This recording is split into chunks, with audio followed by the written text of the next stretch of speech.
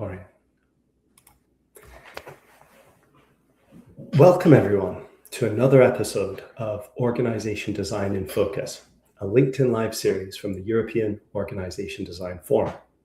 This series brings together researchers and practitioners to discuss the issues shaping the future of organisation design. Today's topic is designing organisations where people thrive, leadership, culture and change. I'm delighted to be joined by Oriane Kets de Vries, CEO of the Kets de Vries Institute. Oriane works with senior leaders and teams on leadership development, culture, team effectiveness, and organizational change. She also leads a global community of coaches, consultants, and educators. Her career also included entrepreneurship, marketing, and creative industries, giving her a broad perspective on how organizations and people work.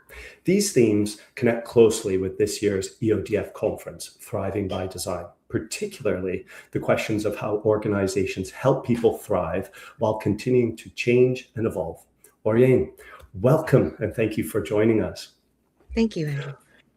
So Oriane, could you start by telling us a little bit about your background and what led you into leadership and organizational transformation? Sure. So my background is, it was a bit meandering. I was started in the creative sphere.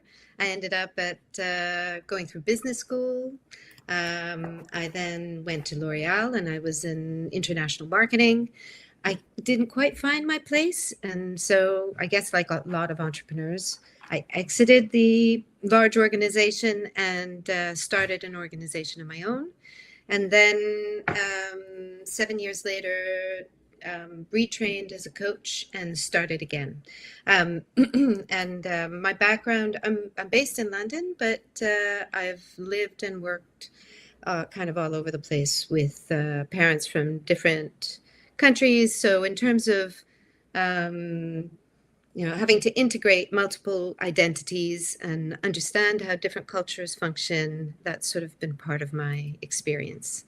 And the Kets de Vries Institute is really I guess it's a crystallization of probably 50 years of research and work done in academic institutions by, in fact, both my parents. Many people don't realize that. Most people think it's just my father and his work, but of course it's the two of them, as well as many colleagues who have contributed to exploring. First, initially, the fascination was around dysfunctional leadership and how to avoid dysfunctional leaders and understand why leaders behave the way they behave. And then switching to try and understand how to develop functional leaders, or positive leaders that have a positive impact, and then switching again, focus to helping teams. And so rather than just focusing on the individual leader, thinking about the collective, and then a practice of supporting other coaches and other practitioners in having the right frameworks and instruments and approaches to doing this type of work. So in essence, the Kets de Vries Institute is sort of like a family business, but it's not. So my parents have influenced it, but they're not very involved these days.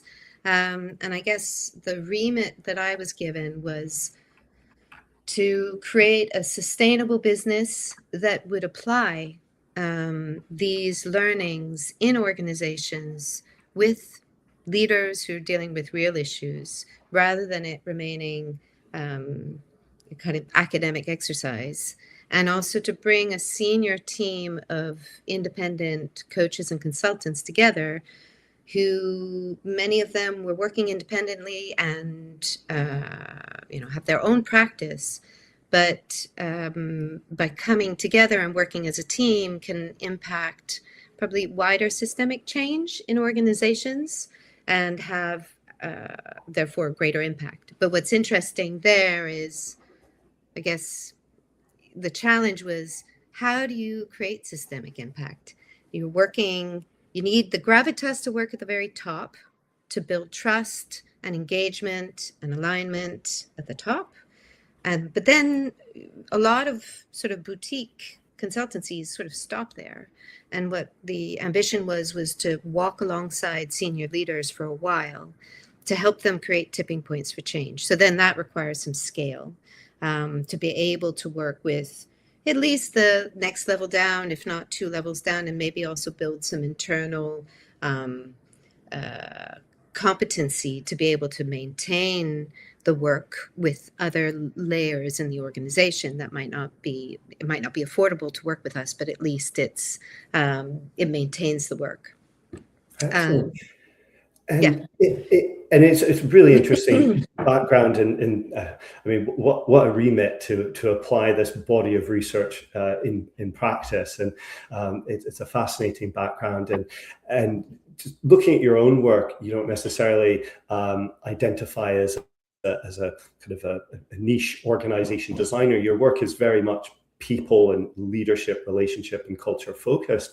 So you're moving beyond structure, and organization design has been criticized at times for being too focused on structures, roles and processes. What do we miss when we pay too little attention to people, relationships and culture? And how does your work fit into that debate, if you will? Well, I mean, I think that organizational structure, roles, processes are all really important, and they have a sort of containing, we provide a containment factor to people who work in the organizations. But ultimately, organizations are made out of people, and so an organization can have everything. It can have sort of competitive advantage, strong finances, the best technology, and still fail.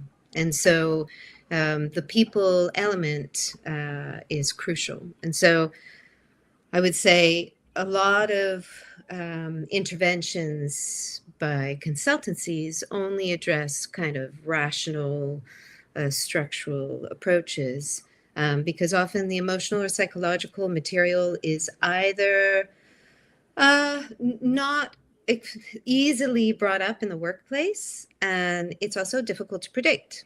And so, but when structure takes all the attention, shifting mindsets and behaviors doesn't get the attention it needs in order for people to engage in the process of changing, and also to understand why they would even go about changing in the first place. So there's some, and it's also working with basic psychology of how people might react to a restructure, for instance. If they're concerned about a restructure or they don't understand why it's happening, they might become more defensive and less willing, more protective of their function, of their role, etc., and be less willing to adapt, share knowledge. So an example could be, you want to break down silos in an organization. So you restructure the organization, but as a result, people become more defensive and less willing to share information, and the kind of structural change you were trying to create, and behavioral change ultimately you were trying to create, backfires. And then I would say also, designs that don't include the human element feel cleaner. They're sort of less complicated, less messy. But really, there's all this stuff that's going on under the surface. What's motivating people? What's the informal organization? So who really holds power? What is the history of the organization that is impacting any changes that you're trying to implement? So it might be that cynicism is developed if lots of changes have been put in place, and as a result, people are resistant to changing yet again, and they may have good reason to be resistant. Or the change requires a loss or a compromise, and it might be a boss they trusted or a team that they built, and they need a chance to kind of deal with that, to process that. So I would say the danger is, we look at a lot of McKinsey's famous figure, which is 70% of transformations fail. It's, I think, often because the human element has been ignored in the process, and bringing people along and allowing them to engage in the process and understand it, and understand what behaviors they need to shift for that new structure to take hold, and to embrace that. It's a people project ultimately, but we don't do necessarily structural design, but I do also think that if the structure, if the processes, and if like remuneration and things like that do not support the work that we do, then it doesn't necessarily hold. So they have to go in tandem. Excellent. And you've highlighted understanding the history of organizations and where they've come from and where they are today, understanding informal and formal processes. Your work could be described as understanding the organization as a whole. You take a systematic approach, if you will. What does it mean in practice when you are working with leaders, and how does this approach help leaders understand what is really happening in the organization? You gave us some examples about organizations that have gone through a loss, for example. What does it mean about understanding the organization as a whole? Well, I think, we can take it at different sort of lenses. So if we take a look at the individual lens, when we're working with individual leaders, we will often, at some point or another, ask for some kind of 360 feedback. And we have tools of our own, or we can work with the tools of the clients, but the intention there is to make sure that we're understanding how that leader is perceived across a multitude of stakeholders. And the more, the better. If we can also include family members, friends, clients, to try to explore how is this leader landing. So firstly, that's important information. But then also to understand, where is this leader placed in the organization? What team are they in? And how might that influence this person's behavior? And then also to think about a little bit their history and their motivations. So to try to understand how that's motivating their change in behavior, or their patterns of behavior. So we take a systemic lens, as it's essentially a diagnostic lens, to try to understand as much as we can, either around the individual, like I just described, or around how a team is working, or for the organization. For the organization, it can be, the wider societal situation, the market position, the pressures the organization is under. All of that is data that helps us be, firstly, empathetic with the individual leader to understand why they're where they are, and to start problem solving with that leader around what is feasible for them to shift. To just say, you must do this, or to coach them just from a skills perspective without taking into account the full context. It's hard to understand why they're getting stuck in the changes that, if they were easy changes, they probably would have made already. So that contextual information is really important. We look systemically, and then we also look, and we don't always say this to clients because it's a word that frightens them, it's psychodynamically. And psychodynamically essentially means trying to understand emotional drivers, what are the motivators, what are historical events or background, or that the leader themselves might not even be aware is driving their behavior. Essentially, we're sitting with the client, and we're trying to understand and sense make with the client, and we're looking at as big a picture as we can, and we generally use diagnostics to do that, to help bring insights to the client, so that they can start to see patterns, they can start to see things that they might shift or change or develop, and every intervention starts with essentially holding up that mirror, and creating, I guess, a safe enough space for them to start being willing to play. and experiment with something different and change where they, I guess, have identified priorities for development. um, And, and sorry, go ahead. yeah, no, it's okay. Go ahead. Well, I just would say one more thing is that diagnostic work generally means that what we're selling to our clients, it cannot be a fixed solution because it depends very much on what we find. And often the clients will come and say, this is the problem. And although we want to take that face value, we'll take it with a grain of salt until we've done the full diagnosis, because there are certain things that are difficult to voice out loud. And I think part of our role as consultants is to come in and say the things that are not always comfortable to say if you work in an organization, and to put them on the table so that they can be addressed, which is why I think it's crucial to have consultants and coaches who are senior enough and independent enough to be able to be willing to speak up about stuff that is sometimes more uncomfortable, and specifically to people in power. Yeah. Excellent. And I think it was really interesting hearing you describe a systemic approach informed by psychological approaches and thinking. And I think what you've described is the importance of psychological safety.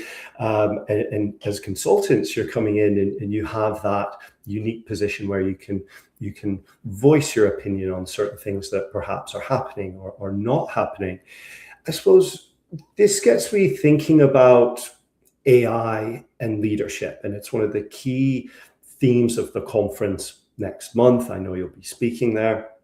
And there's a lot of research now that's looking at AI and psychological safety from an employee perspective, the jobs versus AI debate, for example. Your recent research, however, looks at how leaders are experiencing AI. Is there anything from that work that organization designers should be paying particular attention to? And could you give us some insight perhaps in what you'll be covering at the conference next month? Yeah, sure. We're right in the middle of drawing all of the insights together and looking at the patterns and trying to pull out stuff that we think will be interesting. But yeah, it's been, for me, super interesting because I've been running a proportion of the interviews. We've done interviews with over 60 leaders, and all of them are pretty much quite senior leaders. And we also did a lit review to try and see what's being written about AI at the moment. And actually, there's a lack of information about kind of the human impact.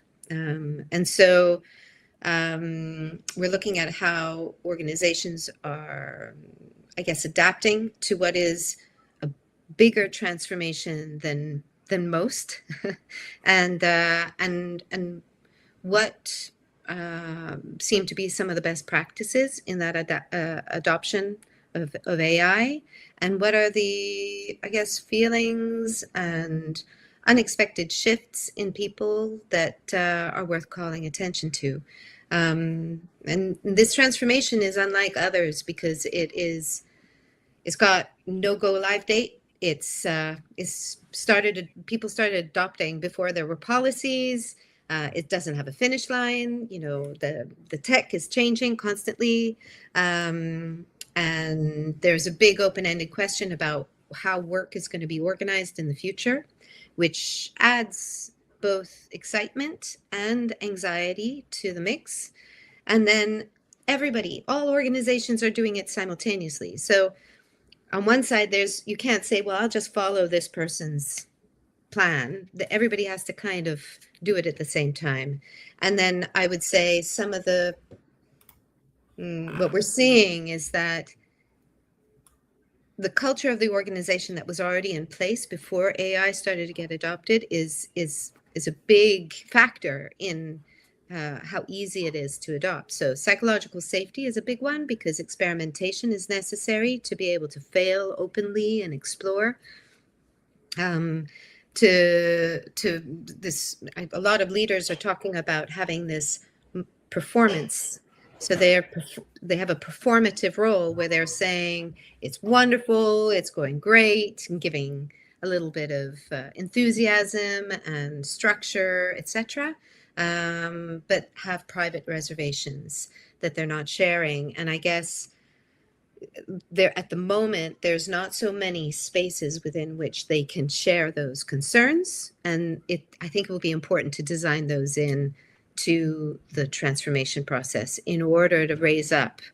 I mean, obviously leaders do need to provide guidance and security, etc., but I think also it's important to raise up some of these issues because they're important. We're seeing that the real return is not very high yet. People are in very much experimentation mode, but the experimentation is going quickly and it's having some impact on the organizational structure, on roles, and governance is not keeping up. So the guardrails that would help people, I think, be clear about where they can experiment and that they're given a little bit of time to experiment and try new things or to redesign workflows.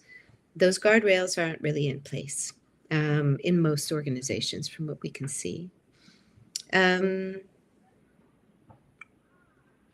We're, of course, thinking about how can we support leaders and organizations in this process. And I think one of the key things is really creating those quite honest spaces for people to be able to learn from each other, not just as tech breakouts and, sharing of tech expertise, but also sharing some of the key challenges that it poses, such as, I don't know, you're drawing work away from key providers. What will it mean for the relationship with those providers in the future? Your team is now relying more on AI for answers than it is relying on colleagues, and therefore there is a sort of separation of colleagues and peers into being more isolated from each other, how to bring them together to be sharing best practice, or how to consider the human in the equation when you're rolling out a technology like this. Anyway, so there's a lot of not bigger questions, but a lot of questions that involve the human in the equation that are not being discussed at the moment. I think maybe it will come. People are experimenting with the technology. And then a lot of the sort of suggestions for successful transformation hold true in this change as well. I mean, leadership commitment is crucial. And so, so and guardrails are really important. Anyway, so we're starting to see some of the best practices that are popping up across different organizations. It's also been really interesting to hear anecdotes that are maybe unique, but still really interesting. For instance, I spoke to, we can see tech firms are a step ahead. And I was talking to a tech firm where they consciously decided that the chief information officer and the chief head of HR would come together and design the transformation process together to ensure both tech and people were involved in the change. And so, yeah, I'll talk more a little bit at the conference about the insights that are coming up and try to trigger some debate, because I think we're all still sense making. And so the exchange is going to be, I hope, interesting in Athens when we come together. Well, thank you, Oriane, and we're looking forward to hearing more about your work. And I do appreciate you highlighting some of the underexplored areas of the research and highlighting some of the unintended consequences of AI. I think it's a very interesting comment about the potential negative impact on learning if we're kind of referring to AI as opposed to our colleagues. And that's perhaps something that will be explored at the conference as well, with the importance of putting people at the center of this process. So AI, leadership, org design, again, AI is kind of a key theme at the conference, but leadership is also a key topic. And how important is leadership behavior to whether a new organization design actually works? AI is potentially creating opportunities for new org designs, new operating models. How important is leadership behavior with regards to a design actually working? I mean, there's so much pressure on leaders. Everybody wants a bit of their time. And I would like to say that it was possible to kind of bypass, but they are what people look to. And so if there is a major gap between what they say they want and what they do, that can create cynicism or inaction. I mean, we find ourselves in situations where we have to work with, for instance, a team or work on an organizational change, and the leader says, no, don't want to be involved.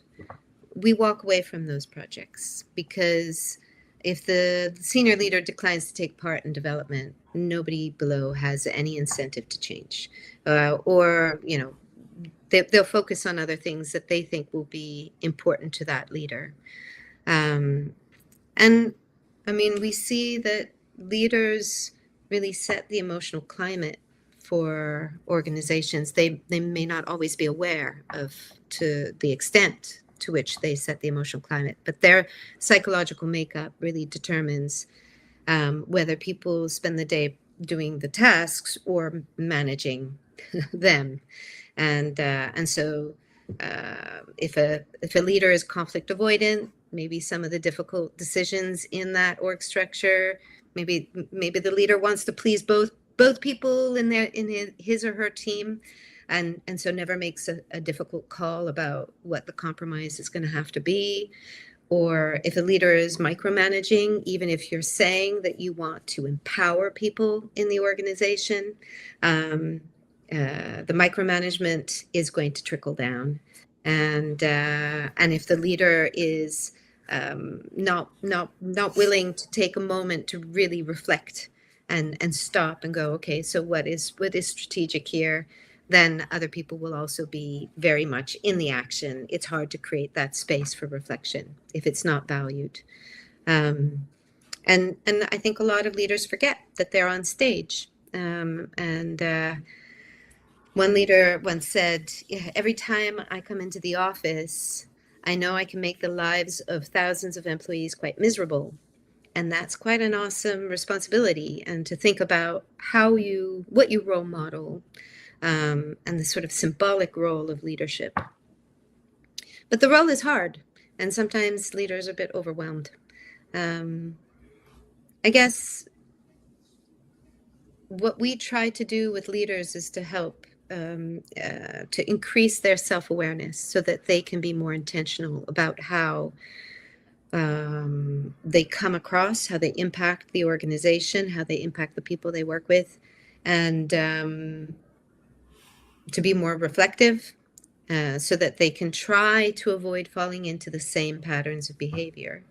And we try also to help spread the load a little bit and help teams become real functional teams so that it's not still all sitting with one individual, but rather that there's a collective decision making that the leader can rely on, and an empowered team that can kind of make hopefully better decisions, and collectively role model, which might be hard to do as a one individual, but easier.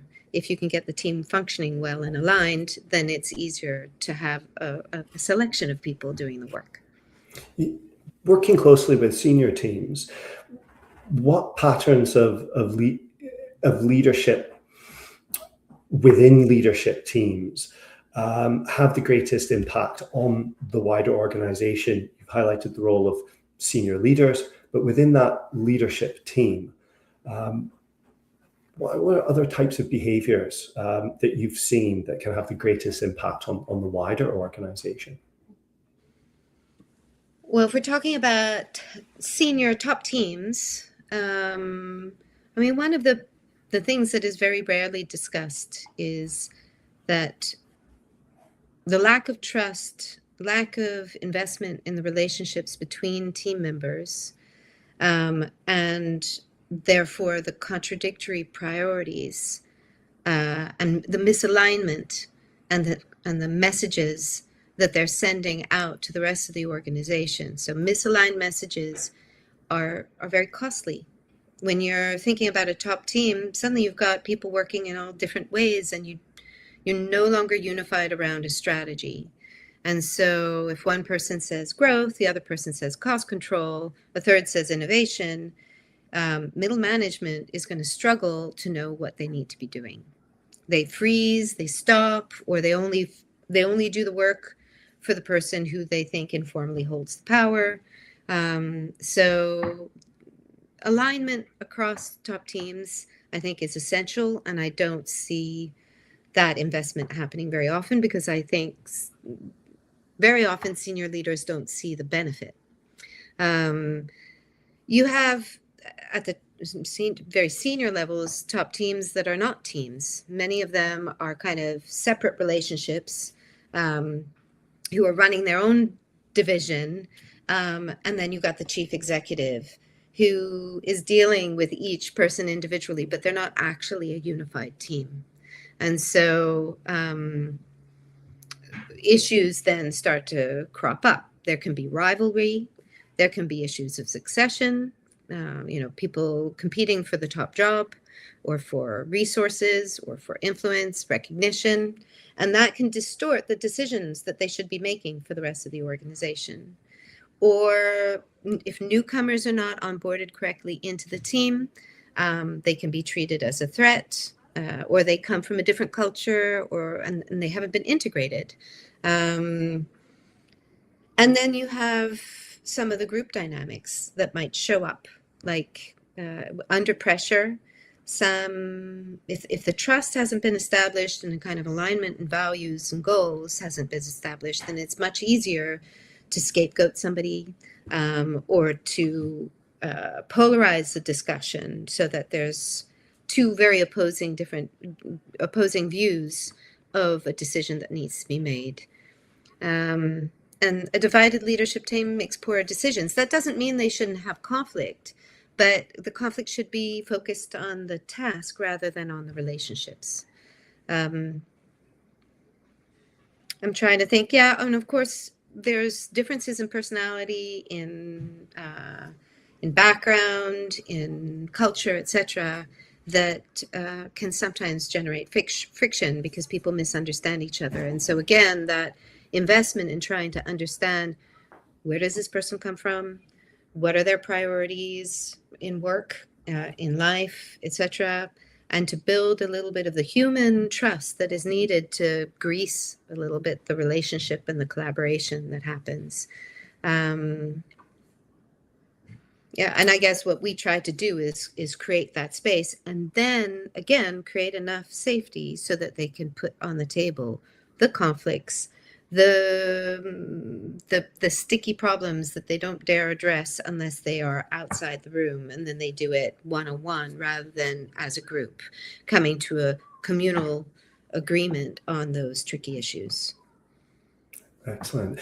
And we've got some excellent comments in the chat function. I just want to thank people for engaging with the material, what we're discussing, and we'll certainly touch on some of those comments if you have time at the end.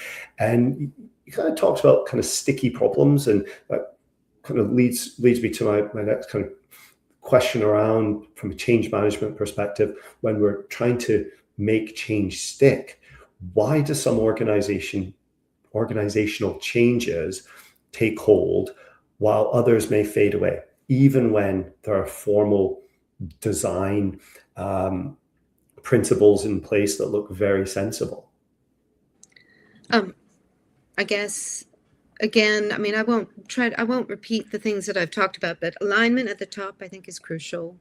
If you're trying to affect a change in an organization, if it's not aligned with a strategy, and if it's not then embedded with the top team, and you kind of got them into a place where they're willing to role model the right behavior and send aligned messages, then already you're in a difficult place. And I think also, change just for change's sake. You see that a fair bit in organizations. People have change fatigue. And so they're trying to get on with their job, and here comes another CEO, or here comes another big change project that they need to fit around their other work. So this idea that people are constantly having to be agile, but one also has to have some to protect them a little bit from this constant change, and think about it, how they can integrate that change realistically in their work. I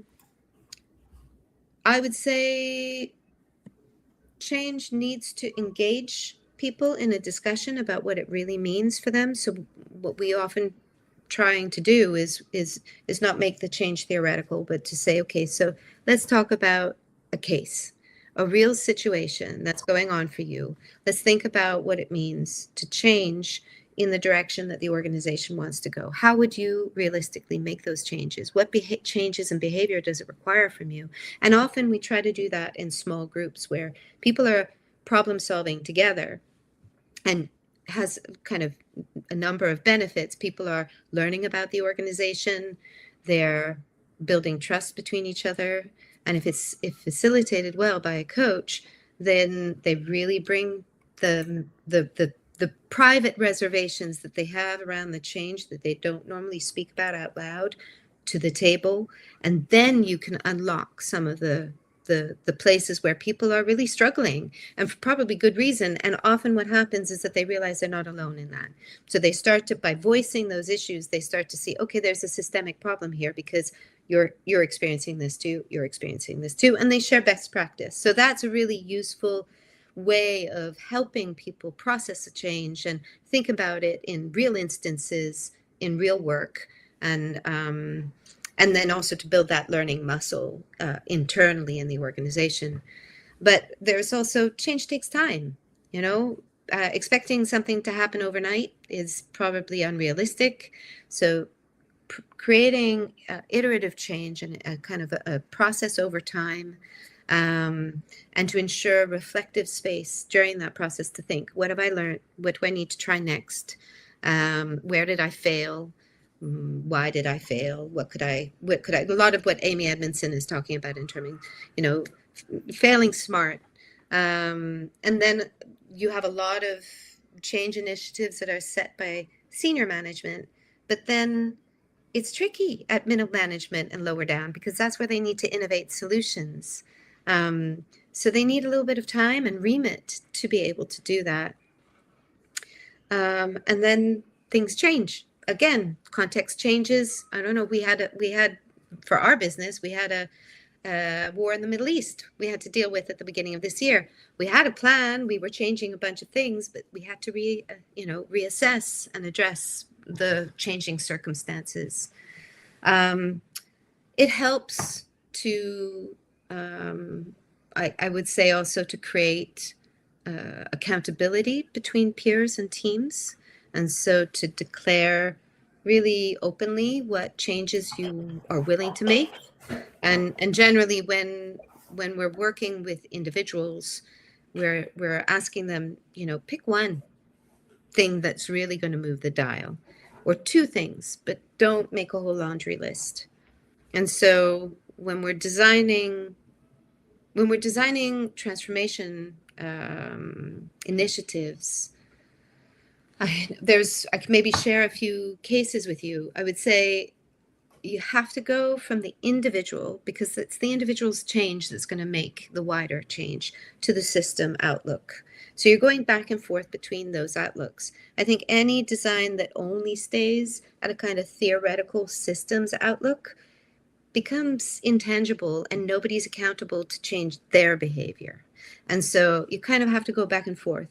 And so in one instance, we're working with a development bank where first we aligned the board, then we worked with the management committee, and now we're working with the executive vice presidents, and all of that has been going hand in hand with a lot of diagnosis and trying to just align from the top down and then slowly roll out a transformation that they want. They need to become more commercial. They need to become more technologically savvy, and they need to empower people more. But that started from the top. Or for instance, we're doing a different kind of change where we're working with an organization that really needs to empower, because to empower means to be agile and to learn on the ground, and to allow people on the ground to make decisions. And so we've taken a coaching, sort of helping leaders take a coaching approach to their teams, and we're rolling that out across the organization. So that's it's trying to shift the behavior of leaders, help them understand that their role doesn't have to be about being super directive, but rather about helping people learn and helping people come up with their own solutions. But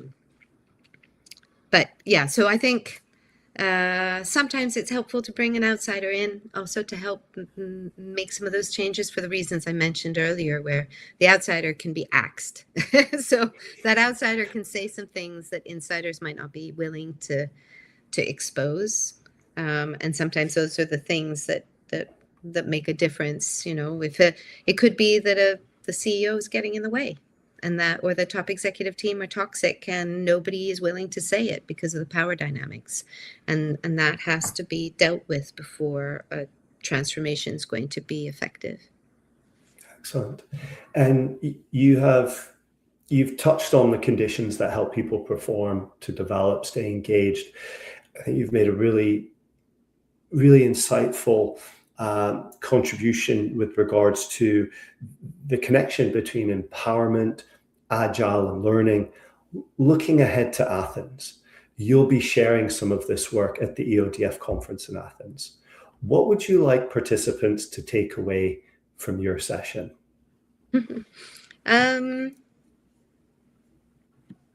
Well, firstly, I'd like them to be able to, I want to take something away from the session. I want to learn from everybody who comes.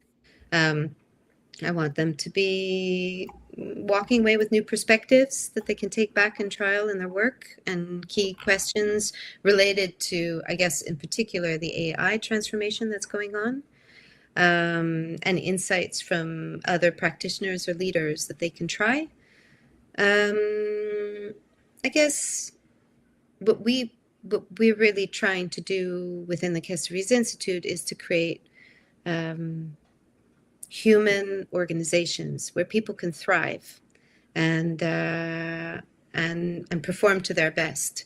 And so when people are engaged in organizational design, if leaders are driving that, then to think about what are some of the fundamental human needs that should influence organizational design.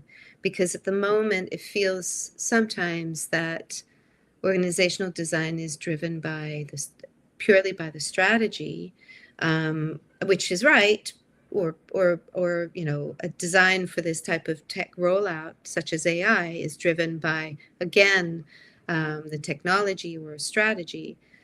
But what it will take for people to engage with the technology or the transformation is also crucial. So people need a sense of belonging. That's a key human need, to feel that they belong to a group. People need a sense of control. So helping them gain some agency over the change that is happening. People need a sense of meaning in their work. They spend most of their time at work. It would be it's demoralizing if they don't have a chance to feel that their time matters. And then some sense of competence so that they can play to their strengths. So when you think about that, or you think about how many people can an individual really work with productively, there are studies on, you know, how many relationships you can sustain that are meaningful relationships. Well, those are the kinds of things that also should factor into how organizations are designed if you want to get the best out of people, and make sure that they're engaged. Engagement figures coming from Gallup are pretty dismal. And so where we can move the dial makes a big difference. I guess another factor is, not underestimating how much influence a leader has on the organization or on the team that they lead, and making sure we have some pretty healthy leaders that are aware of the influence that they wield is also crucial. Excellent. Well, Oriane, thank you very much for your insights. For people who are following, we've got some comments in the chat. Do you have time to perhaps look at some comments? And while we're reviewing those comments in the chat, could you tell us more about how people can follow your work and how they can reach you? Well, I don't know. I hadn't thought of that. We obviously have a LinkedIn page, and we try to share a little bit of what's going on. We have an insights page on our website, and we are publishing articles on there from time to time, so you can take a look there. You can always reach out on our info at kdvi.com if you want to engage in a conversation about a project that you're doing. And then we also support a lot of practitioners. So we do that through our group and team coaching practicum. So a lot of what we do is group and team coaching because we think it's a way to sustainably build the capabilities in an organization so that they can do the work beyond our intervention. So if a group or a team function well and can draw support from each other and problem solve together, then that competency is inbuilt in the organization. So we do group and team coaching practicum, which is using this systemic lens and a psychodynamic lens in the work, and we train other practitioners to work with those lenses and do group work. Or we have a range of tools that we've designed that we are non-judgmental, and I think provide quite a bit of information as the starting mirror for sense making with clients. So yeah, maybe those are some of the ways that they can engage. Excellent. So thank you. And we've got several comments, and again, thank you for our listeners. And Marcus actually started off with a question earlier in our discussion, and perhaps we could focus on this question and then kind of summarize our kind of closing thoughts. And I think this touches on the work that you do in teams and developing those competencies in teams around action learning. How about working with microcosms in organizations? Working with functions and layers is necessary, but it separates. It prevents the motion of belonging to something bigger, a common ground. And I think you kind of touched on this around the purpose of meaning and belonging. Could you kind of address Marcus's question, please? Yeah, sure. Thank you for all the comments. I'd be curious to read through them if we don't have enough time to address them. We've done work with specific divisions, specific regions, etc. And you kind of have to start where the client is willing to start and build from there. I think what I'm cautious about is understanding, I'm worried about creating an ambition that we can change everything. Like, for instance, we did work with an organization, the sort of European arm of an organization and their leadership team, but the headquarters was based in the US. And there was great frustration with the headquarters in the US, but they wanted to do the work themselves and role model how you could behave differently within the organization. Now, absolutely, and you can affect change in that manner.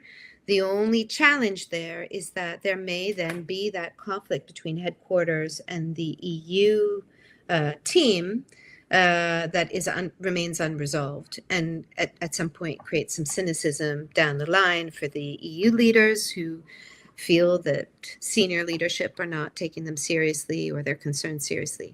And in those instances where possible, it would be, we try to go where the problems sit, and ideally it would be to broker a conversation between the headquarters and the EU to try to understand why the differences exist and what compromises can be made between those two perspectives.